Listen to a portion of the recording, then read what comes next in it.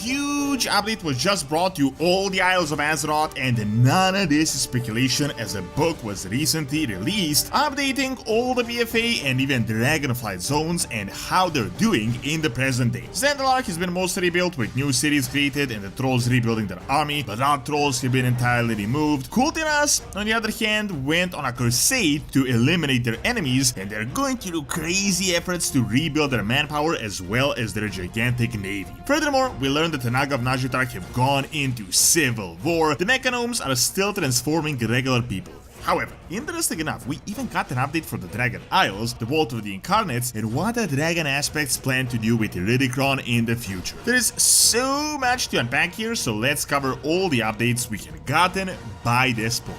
If you're building a website and want to register a domain name, there is no better option on the market right now than Porkbun.com, this video sponsor. Named as the #1 domain register for 2023 and 2024 by USA Today, Porkbun is refreshingly different than GoDaddy or Namecheap, with much more to offer. They've got the lowest prices on hundreds of different domain extensions, plus powerful web and email hosting options, combined with amazing support. They've got everything from .com to .dev, .pro, etc.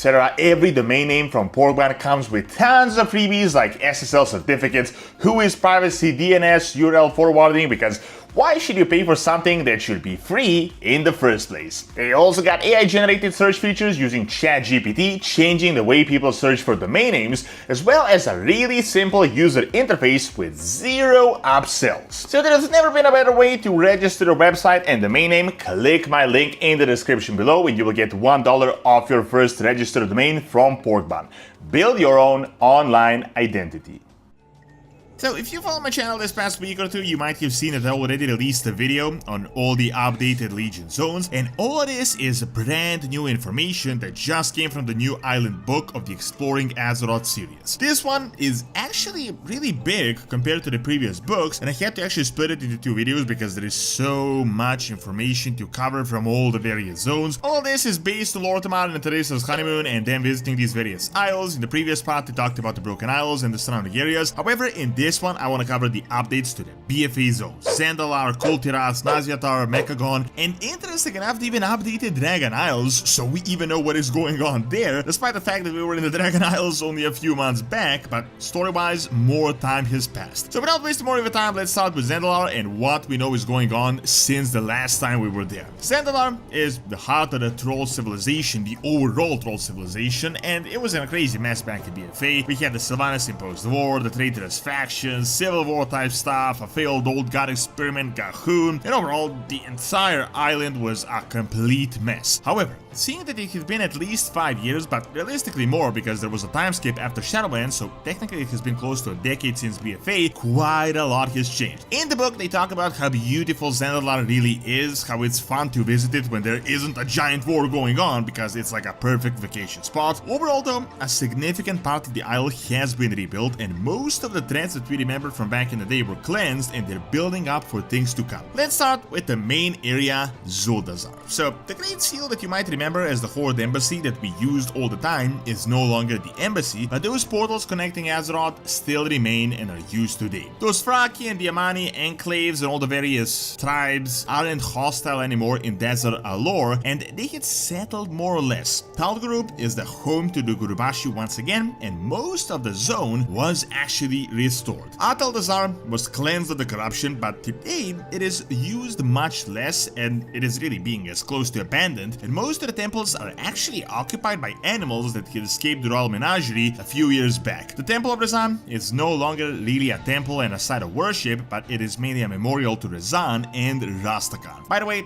Rezan is actually united with Vol'jin's spirit, so something may be cooking there in the background as Vol'jin is set to return at any point in time, potentially as a law as well. The Temple of the Prophet, on the other hand, is now a plant nursery. It has been built in a Pandaren style. Overall though, most of the threats have been cleared out of Zuldazar. The city is functioning as a pretty significant trade hub, and the Zandalar seem to be rebuilding slowly but steadily. On the other hand, we have Vol'dan, which is the Valpyra zone, and here much has changed as well. It is said that it is less humid now than it was back in BFA. The Tortaka still worship the Loa Kimball, but they also started to accept trolls and the Satrak. The Temple of Citralis place has been reclaimed by the devoted, and the Valkyria frequent it quite a bit, mainly as a sort of ritual thing. The abandoned burrows are no longer abandoned, and the Valkyria overall have been re-establishing themselves in the zone as they're building new trade hubs as we speak. Port of Zemland has been cleansed of the undead pirates that have been haunting it back in BFA, and right now it is a diverse market that is being reconstructed and expanded. Atulaman is mainly abandoned, but nonetheless the place is still spooky and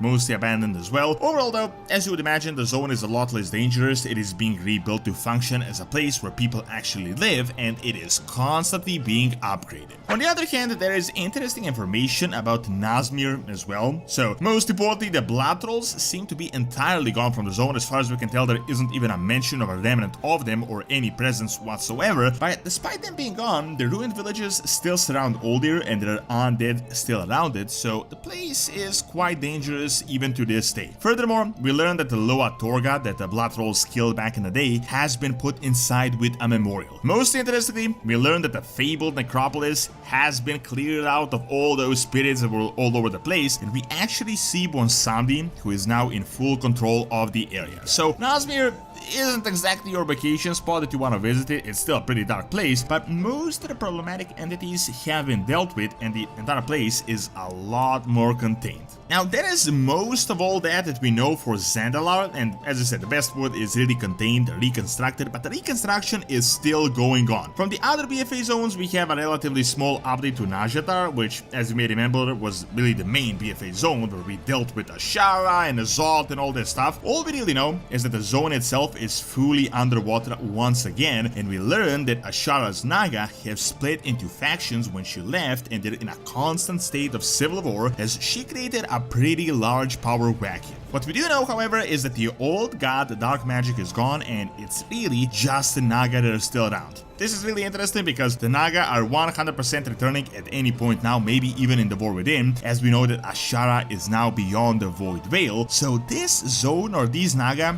may be relevant soon. They might hear her call once again, or they might decide to rebel and abandon the old god Void ways. But overall, that is on this part of the Isles. Let's now get into Kul Tiras, which I think is even more interesting, and let's briefly cover what is going on with Dragon Isles as well. So, the most important thing about Kul Tiras is that they're really gearing up for something. We have learned that their recruiting is going crazy to replenish the manpower, and they seem to be building back a huge navy, which obviously makes sense because they are a naval kingdom. A lot has changed since the war began. Lady Ashwain's holdings are now under House Proudmoore, and the factories were all given to the locals, but instead of being factories for weapons, they're now building random items like cookware and fireworks, and they had also taken down all of Lady Ashwain's banners. As I previously mentioned, the Proudmoore Academy is filled with new recruits as they keep growing their manpower that they lost back in BFA because they lost quite a bit. The Mariners Road that was destroyed by the Horde has also been fully rebuilt, and it is the newest part of the city.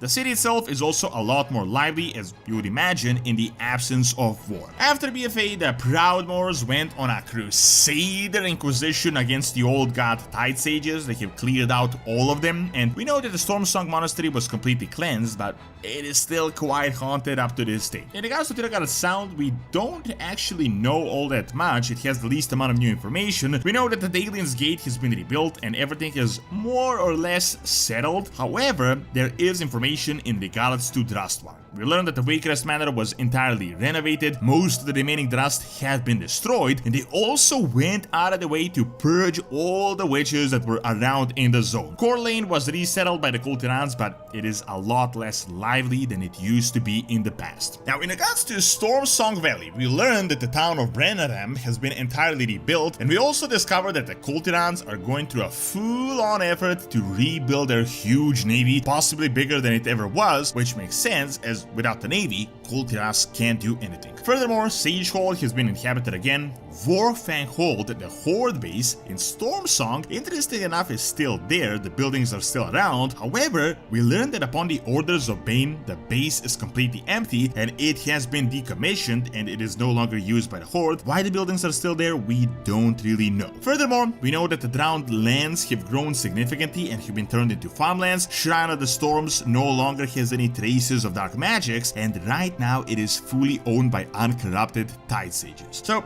overall, from the Kul Tiras side of things, it happened as you would imagine. The local threats mainly dealt with, the place is a lot safer than it was. Kul Tiras has been full on rebuilding and expanding their cities as well as their military through the past decade. Lastly, we also have Mechagon that received a status update in this book as well. So we learned that the goblins have cleared out from the zone, only a few remain. We learned that the Rust Bolt is a regular seaside trading port that is constantly used. It is no longer the rebel hub that it was back in the day. Junqua Depot has been cleared out mostly. Interesting enough, we discovered gnomes, regular gnomes that were transformed recently, and we learned that Mechagon is still doing the mechanization for all the willing participants, meaning new mechagnomes are constantly created. So all of that is really most of the interesting information from the BFA side of things. We did, honestly, unexpectedly get Dragonflight updates as well, which is weird as we were there literally just a few months back, but this is about book about all the isles after all. As you would imagine, nothing really big happened or anything of note, so I'll cover it really quickly. The Oneran Plains have been restored after the devastating Centaur Civil War. We learned that the Obsidian Citadel is being rebuilt right now, and that despite the fact that we left, it is a lot more safe. The whispers are still emanating from Aberrus, Deathwing's laboratory, and there is still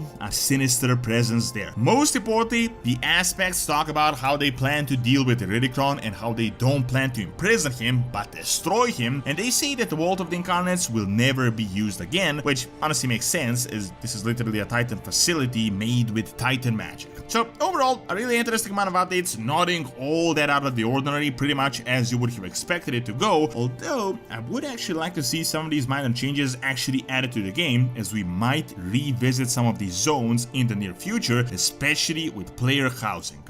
Thanks for watching. Check out my video on a world revamp coming to Azeroth by clicking on the screen, and check out my video on Perun and Slavic mythology by clicking on the screen as well. See you next time.